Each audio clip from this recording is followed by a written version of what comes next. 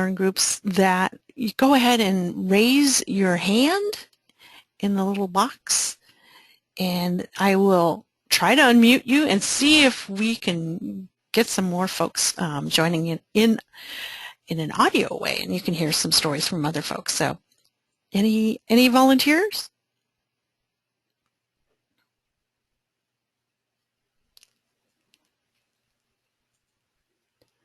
Oh, not everybody's jumping up and down to do this, so.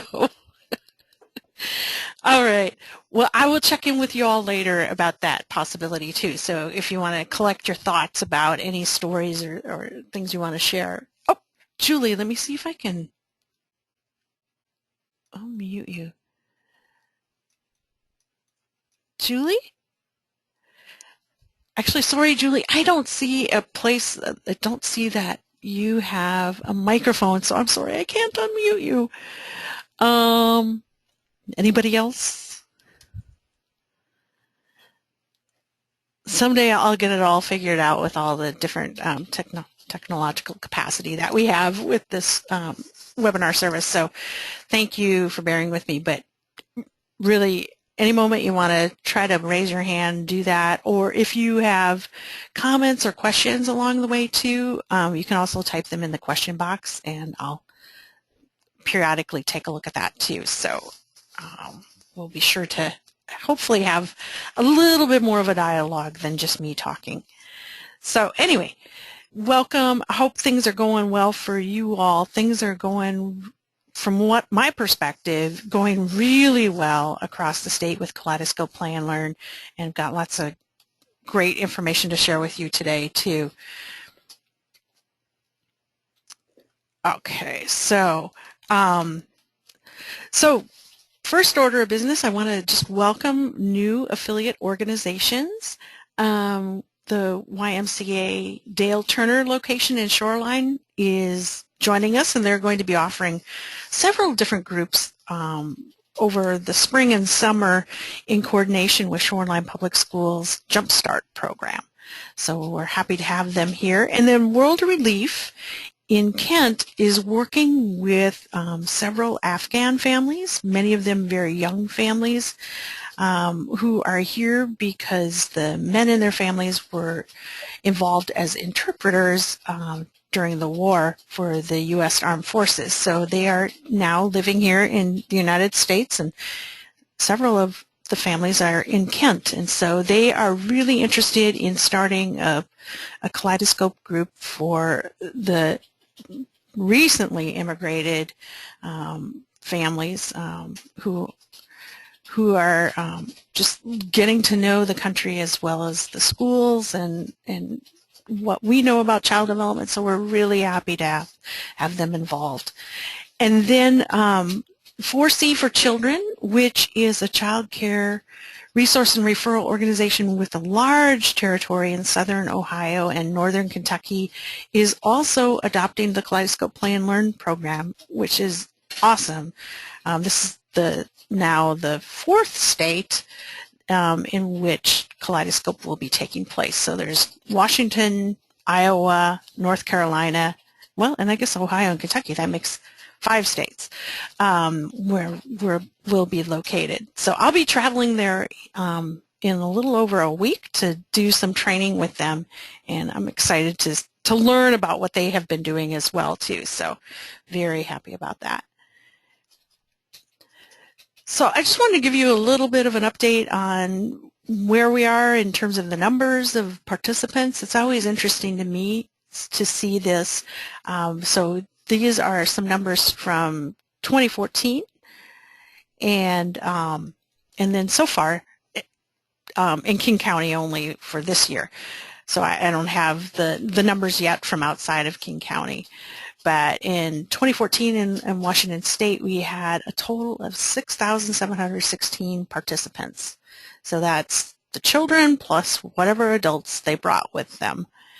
And so far this year, we have 2,882 participants in King County only. So really really great numbers, and what I'm seeing in terms of trends with the numbers is that we've stabilized over the course of the last few years, and then are now increasing the numbers of people that are starting to attend Play and Learn groups. So great work. I know it's because of all the work that you all are doing. Oops. Oops. So other interesting numbers, at least to me, are the number of affiliate organizations, and these are the groups or organizations just like yours that are running Play and Learn groups. And again, what I've seen is a trend in stabilizing those numbers. So last year, the early part of 2014, we actually lost a couple of especially long-term affiliate partners, but we also gained many, so we're at 39, and so far we're staying at 39 and growing from that base. Haven't lost anybody in almost a year. And same goes with the number of groups too. So the number of groups in 2014 for the whole year was 114, so that's 114 unique groups that met over the course of the year. So there were some that came and went during 2014. And in 2015 so far, there are 105 groups, and these are state of Washington numbers. And again, we've maintained the same number of groups, or grown the number of groups over the last several months as well too. So I think hopefully that means that we and our partner organizations are all really on that beyond recovery from the recession, and are getting more into a growth mode. And in terms of growth mode, what's new? And what's new is that, you know, as many of you know, we've been working with some Whatcom County school districts, Ferndale School District with Julie Maurman, who's on the webinar today, and then also Mount Baker Schools with Kay Marshall. You'll see her picture right there.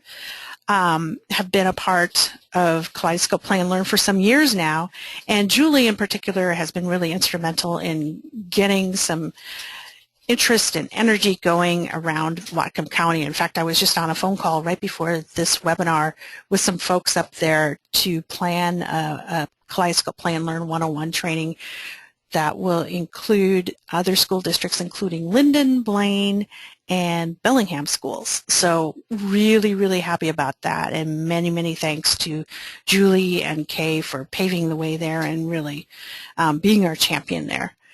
I mentioned about the 4C for children in Ohio and Kentucky, and then, you know, we really have the interest on the part of school districts has been growing over the last few years.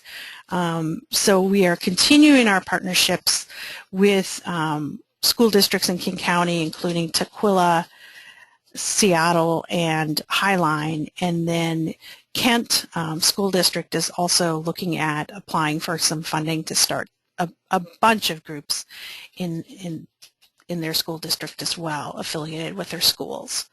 So I see growth there, but also with our community partners, our typical community-based organization folks like World Relief and others too, and the YMCA. And then this is brand new news. I really just literally got an email a few hours ago, is that we were selected to be included in a report that the Center for the Study of Social Policy did for NeighborWorks America. And NeighborWorks America is a consortium of low-income housing organizations. And they had asked the Center for Study of Social Policy to put together a scan and some recommendations of programs that could be utilized in low-income housing that would help to support early learning of the residents, of the young residents in housing. And Kaleidoscope Play and Learn was one of 4 or 5 what they called bright spots, kind of suggested programs that would be a great fit for residents of low-income housing. Another one of their bright spots was raising a reader in Sanat. I know that you are involved in that with your work in Seattle Public Library too. So we will be doing a webinar hosted by Center for the Study of Social Policy and involving the NeighborWorks America members across the country. So they'll be getting to learn about Kaleidoscope Play and Learn as well as the other bright spot programs that they identified. So really delighted to be included in that as well. And it said 2014, but like I said, this is brand new news for us. So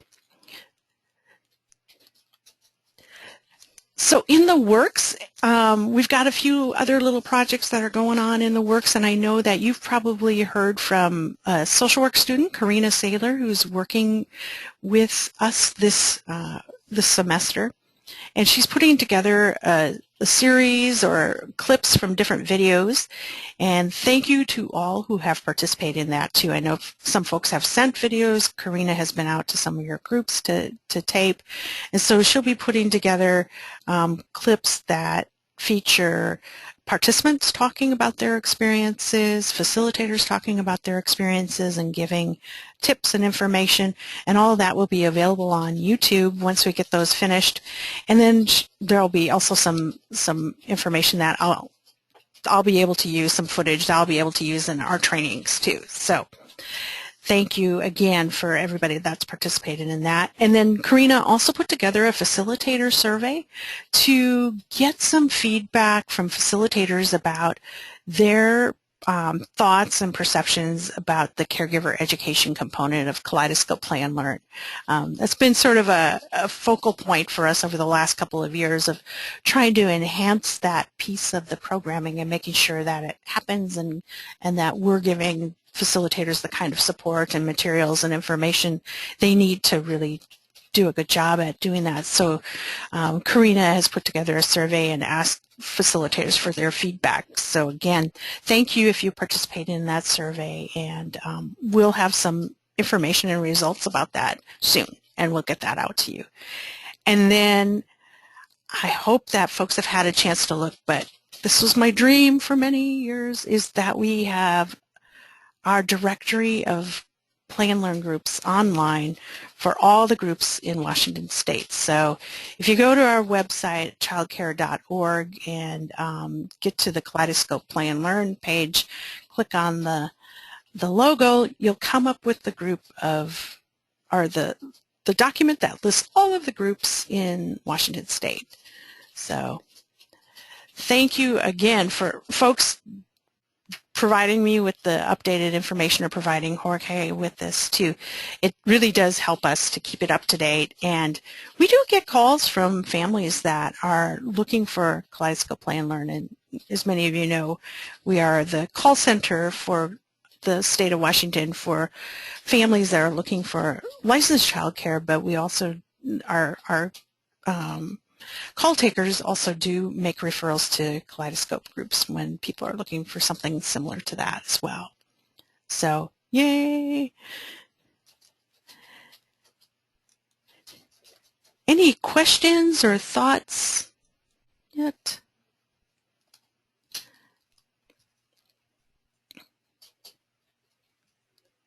All right. And just a couple of reminders. I know you've been hearing from Jorge Torres a lot over the last couple of weeks to get ready for the 2015 survey of caregivers and participants.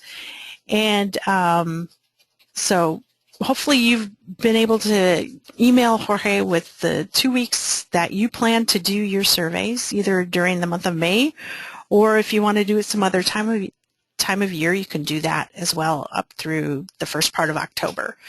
But if you haven't had a chance to let Jorge know when you'll be doing the surveys, please do so as soon as you can, and then he won't harass you too much.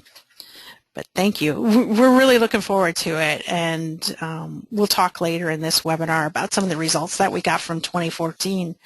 And so you'll see what the value is in participating in the surveys and encouraging families to fill out a form. So upcoming events. We've got a training webinar that's coming up on May 19th, and hopefully you've received some emails and can register for that, and we'll be sending out some additional emails as we get closer, so you can register. And Karina, that wonderful social work student, is going to be facilitating that one, and she's going to be talking about bringing your group outdoors and bringing the outdoors into your group, which she's really excited about. And thank you to folks that have contributed pictures and stories. And there's a great picture here, the little guy picking up the rock, and I think Susie Bliven from Port Angeles is on the webinar as well too, and I just love that picture.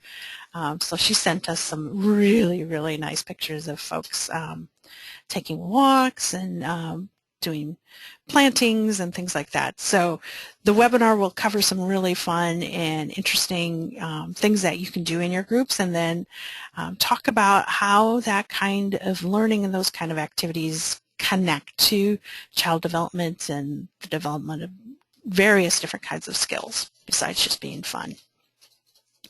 And then we do have a regular Kaleidoscope Play and Learn 101 coming up in Seattle here, May 28th and 29th. We still have a few spots available, so if you have somebody on your staff or know somebody who needs to attend or wants to attend, then just let me know. And then the next one will be in September 23rd and 24th.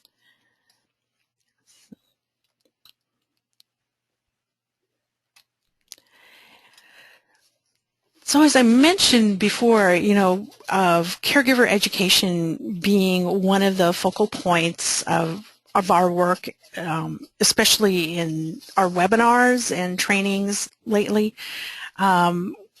we've created a new group session planning form that I'm hoping is going to be a little bit easier than some of the other previous versions of this form, and will really help to direct people's thinking, facilitators' thinking about how the different activities they're doing in the group relate to caregiver education, and what kind of messages and information the adult participants can glean from that experience in your group. So I will, in the next couple of days, I'll send out a copy of this new worksheet, but I just want to go over it with you all today. So, there's a space for you to put the learning topic, whatever your caregiver learning topic is for the day. And remember, there always is one. And it's really up to you. I mean, you can be as simple as, what do children learn from playing with Play-Doh, on up to whatever you want to have. And then if you're using any kind of lesson guide, you could note that here. And then the first section is about the coordinated group activity, and a couple places that you can write some notes. And let me just click on something else here. This might be a little bit better. Arrow here. So you can write what your coordinated group activity is going to be, and then here it talks about how the activity supports children's learning and healthy development. So jotting down some notes there that could be kind of the crib notes on what you would mention to caregivers about how this activity connects to children's learning. Then the next column over is about how caregivers can support the children's learning at the group during that activity. So this is tips and suggestions you would give to participants, the adult participants, about what they can do. You might even think about, is there an interesting question they can do or ask, or if you're thinking about a topic where you're helping the caregivers learn about supporting children's learning about shapes. You can suggest and write a note here to suggest to caregivers that they point out some shapes in the room and name them. And then suggestions on what the caregivers can do at home. And any supplies, materials, handouts you need to do that activity. So really, what we find in many of the groups and during the trainings is that it's really fun to focus on the different activities and things that are going to be happening in the group from the children's perspective. And then, but we also want to make sure that we're including thinking about how we're presenting this information to the caregivers beyond just modeling, which is one technique of doing it, but having some conversation points about it already considered ahead of time and having some notes about it if somebody needs it could be really helpful. So again, this section is about child-directed activities, and pretty much the same prompts in the columns that follow. So how it supports children's learning, so helping the facilitator to think about, okay, this is why playing with blocks is important, so they can convey that to the participants, and then supporting how the ideas for the caregivers and participating with the children, and suggestions what can happen at home. Oops. And let's go down here. So on the flip side of that page are just a few of the other essential activities that need to be included. So again, a place for the facilitator to write some notes about what she or he is going to be doing about caregiver relationship building, or if there's opportunities for caregiver leadership.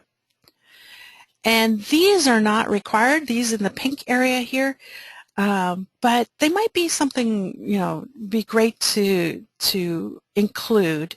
One is a home activity suggestion that relates to the topic. If there's a check-in from last week that you need to do, so for instance, if the previous week you gave a suggestion for a home activity, it'd be asking people for their feedback or asking some questions about how it went or what they noticed about their children doing it differently, doing something differently. Space for jotting down some notes about announcements and news, and then next week's topic, just as a way to remind the facilitator to put that out for the caregivers, because I think that can be an enticement to come if there is a topic and especially if they're very interested in doing it.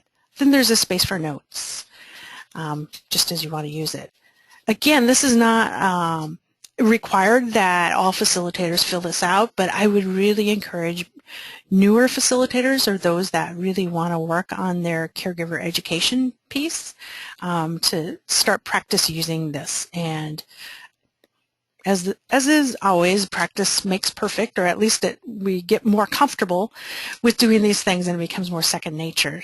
But it's just one way of doing it. And then over here, put together a quick check for activities that support caregiver learning.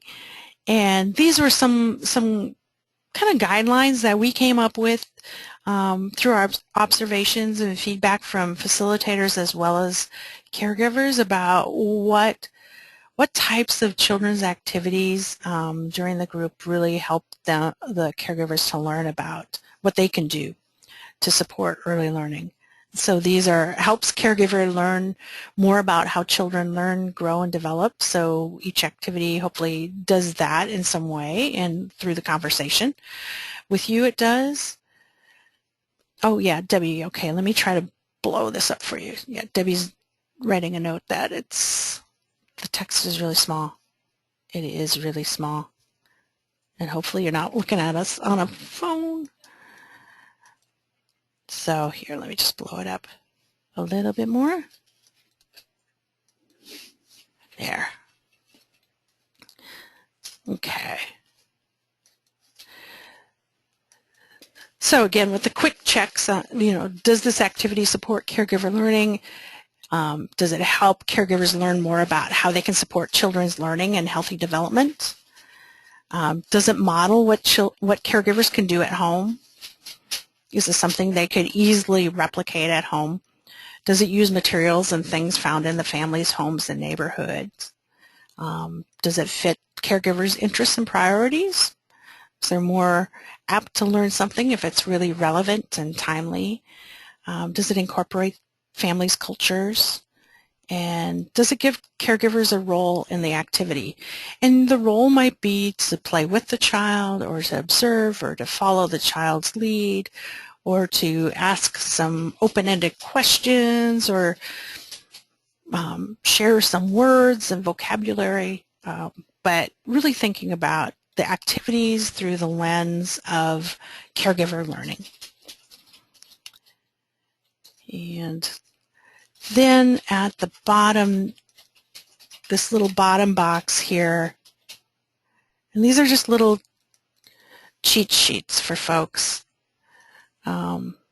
just reminders of what folks learn at Kaleidoscope Play and Learn 101, but really good just to keep in mind for opportunities for supporting caregiver learning.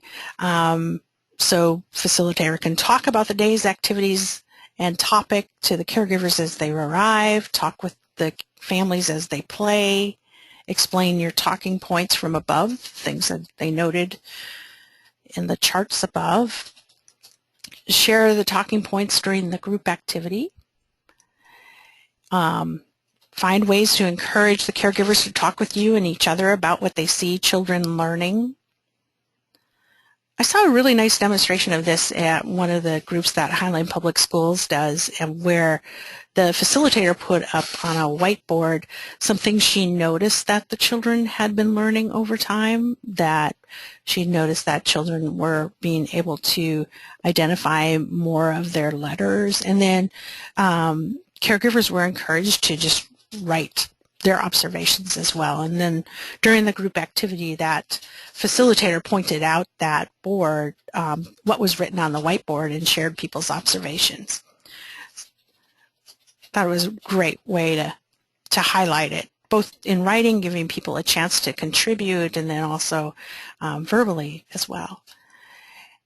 Another opportunity is encourage caregivers to share with each other activities they do at home that supports whatever the day's topic is.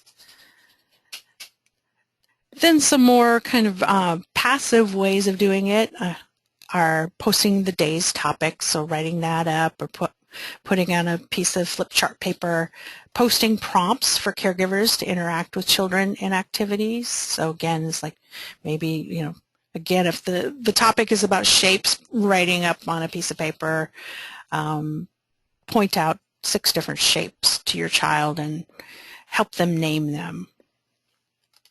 And then post the What I Learned and Help Me Learn cards that we provide. So thoughts, questions about this? Do you think this would be useful for you?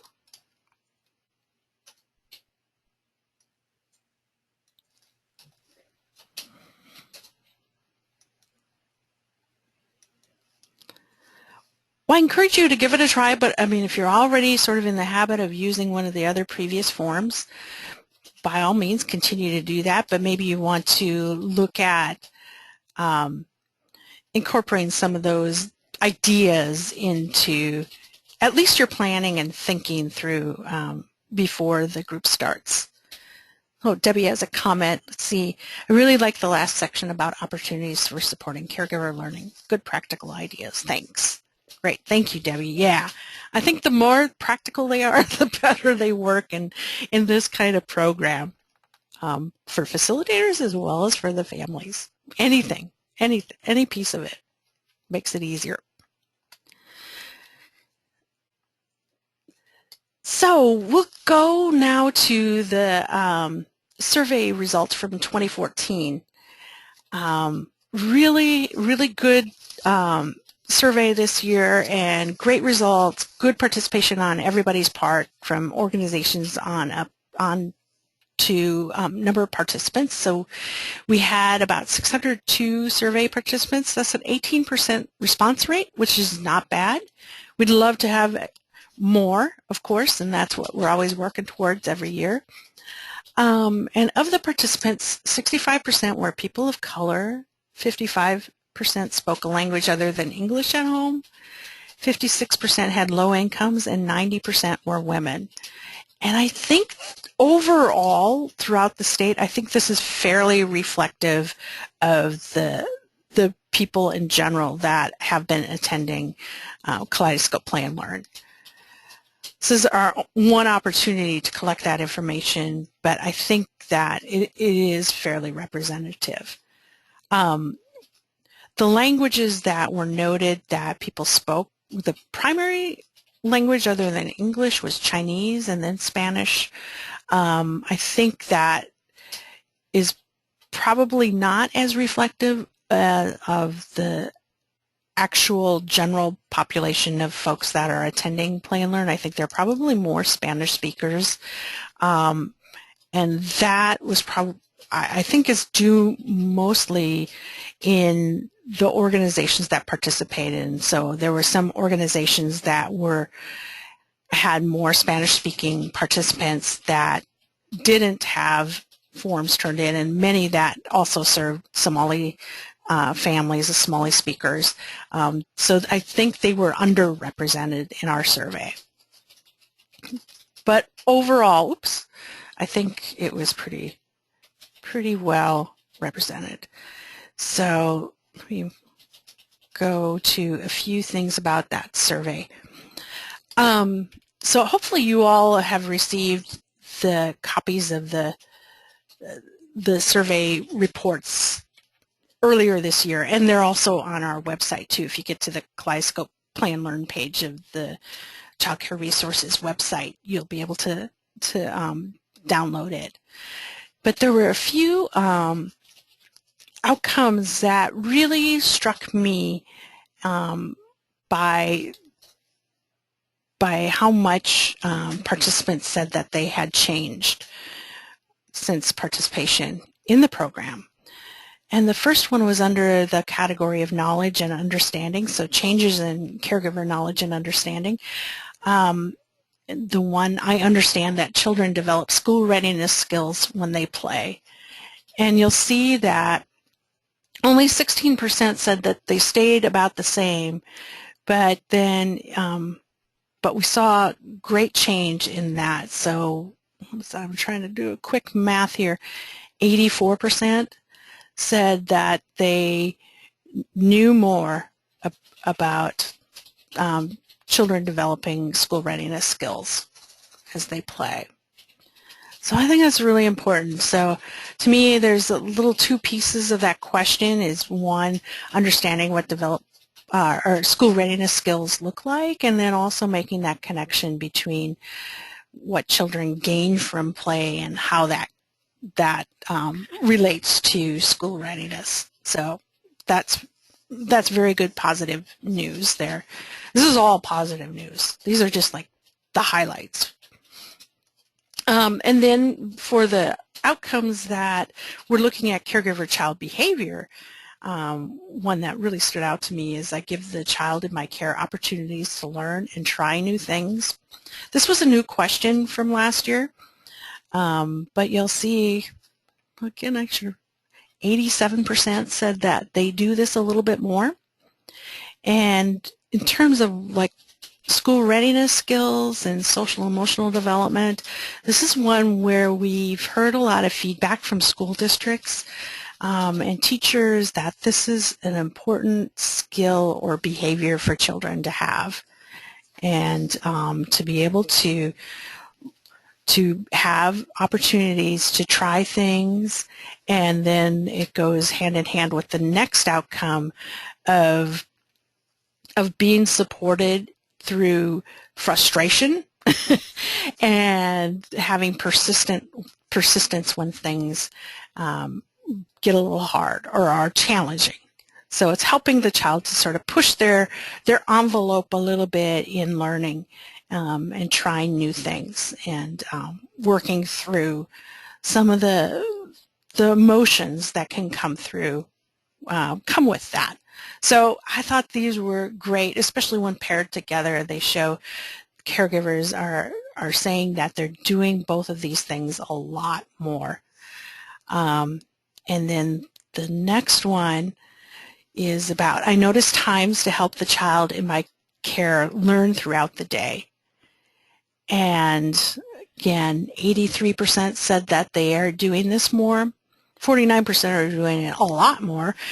But this was, to me, was really encouraging as well, too, because over the last several months, a year and a half or so, that we've really been also putting a focus in on our trainings, the 101 training as well as webinars on helping caregivers to see everyday events and everyday routines as early learning moments.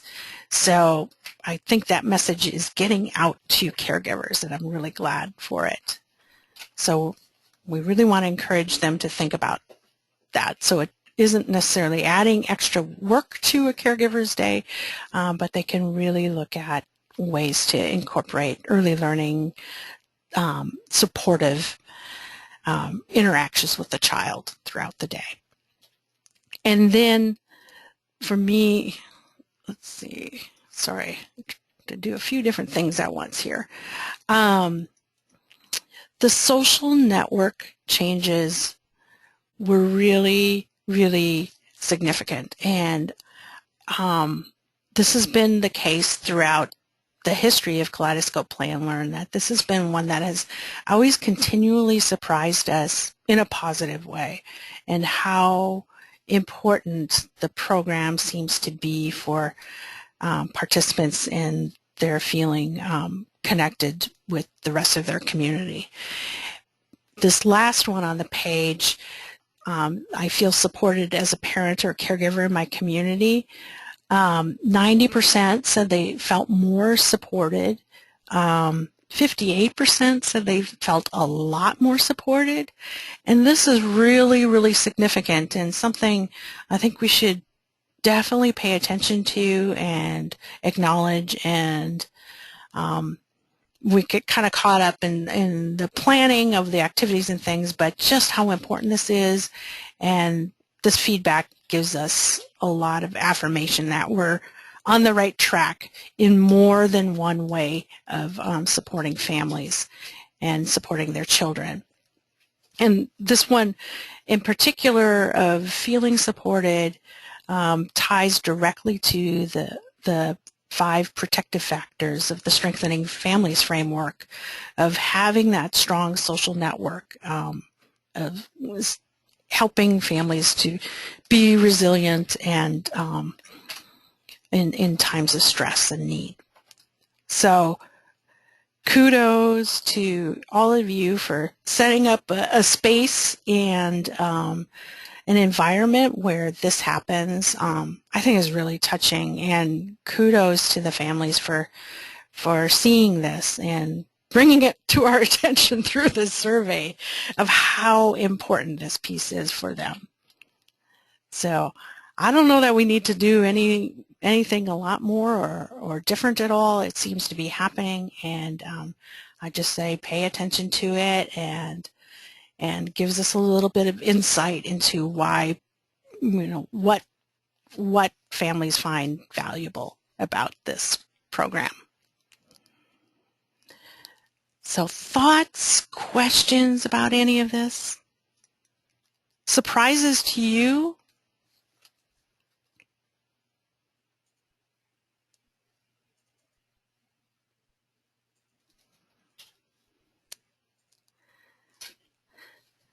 So on some of the tables, there's a little bit more of a breakdown of the results by kind of categories of participants. And just to let you know that trends that we've seen in the past are continuing. So we see that there are strong and many times stronger outcomes for participants who speak a language other than English. And then even more so for family, friend, and neighbor caregivers who speak a language other than English. So this is something that we've seen over time, and it's really continued. But when you start to look at some of the results here, they're really, really strong, like 94%, 90%. You go all the way down the column here, they're in the 90s and high 80%. So this is really making an impact for many of the families that we're hoping to reach, because we know that information about school readiness and child development is often not in a form that is accessible to them, either in terms of language or approach. So I think this is just, again, more cause for celebration. So good work, you all. And then other trends that we've seen in the past, too, are about attendance. And we've learned from the very beginning that the more often a participant comes, the stronger the outcomes will be. And so no change in that trend in this year.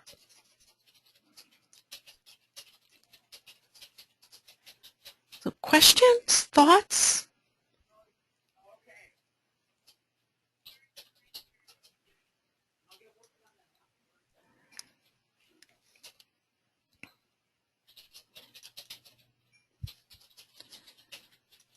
Give you a few moments to think.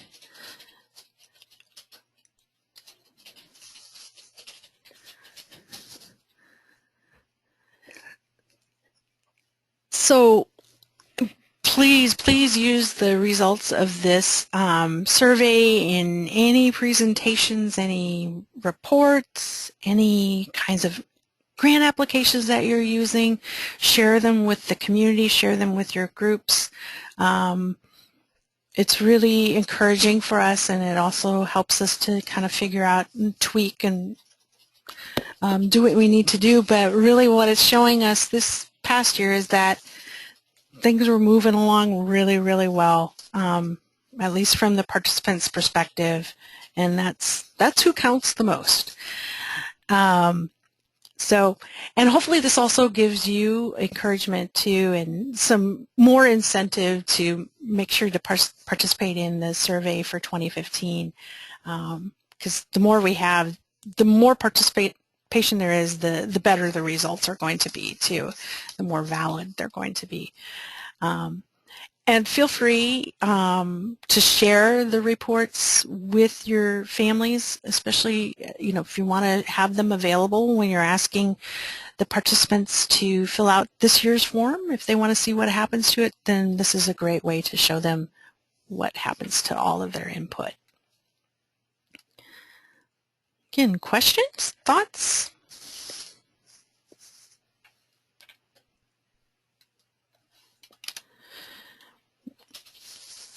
Well, my last slide says, Mini Sushi Cat says, congratulations. So if you were on the call, the webinar about the 2015 survey, you remember the Sushi Cats? Well, here's yet one more, a little tiny dude who says, congratulations. Thank you very much for participating in that survey. And thank you all for everything that you're doing. It's really, really touching and fun to see what's going on whenever I visit your groups or you email me. I know Susie emailed me this morning with a report from her group, and so keep them coming. If I can't always make it out to see your group, but I love hearing your stories and seeing your pictures, and I share them all the time, especially the stories.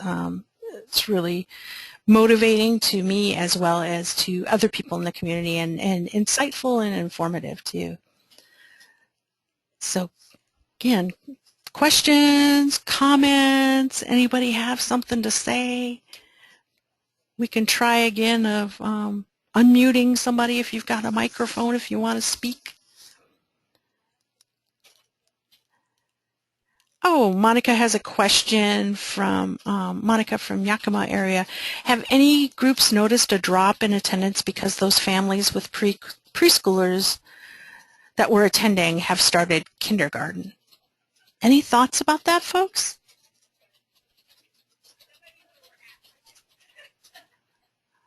And if you've got any suggestions for Monica, go ahead and type them in that question box. Or raise your hand and I can try to unmute you.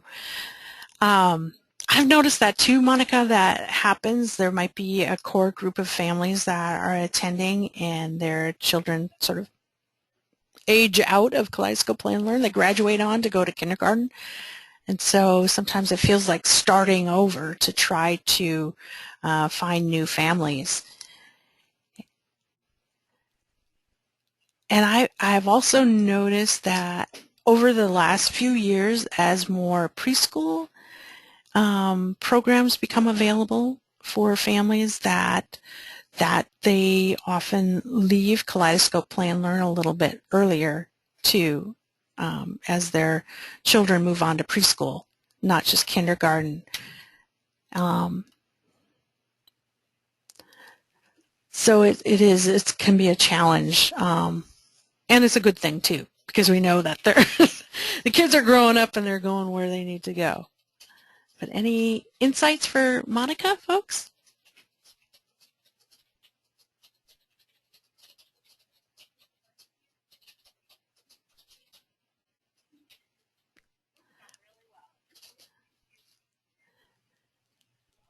Yeah, Monica said, yeah, and in some cases we lose kids to migrant Head Start programs too. Yeah, yeah. It is interesting because that is one piece of information that I didn't highlight about the survey that we started to collect a few years ago, and that has to do with the ages of the children that are participating. And the largest age group of children that are attending are the 2- and 3-year-olds. And that seems to make a lot of sense as more preschool, Head Start, other types of programs become available to families as their children get a little bit older.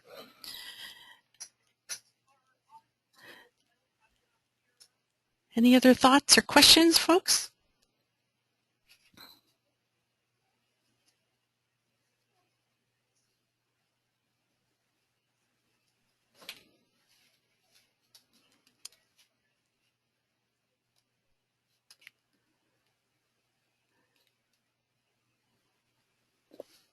Well, thank you all. I really appreciate you participating today. And really, you know where to find me if you have questions or thoughts, stories to share.